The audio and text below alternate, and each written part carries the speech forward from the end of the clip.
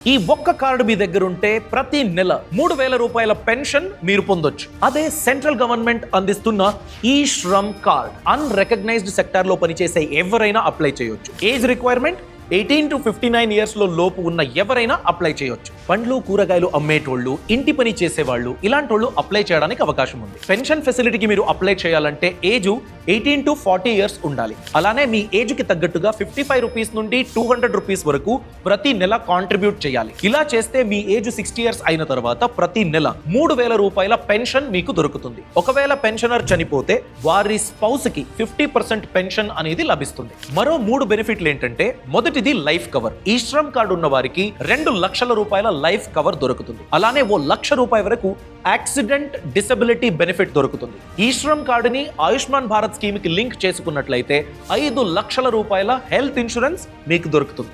ఈ శ్రమ్ కేవలం ఒక కార్డు కాదు, ప్రభుత్వమే అందిస్తున్న వరం. అందుకే ఇప్పుడే అప్లై చేయండి. ఈ సమాచారాన్ని షేర్ చేయడం అస్సలు మర్చిపోవద్దు.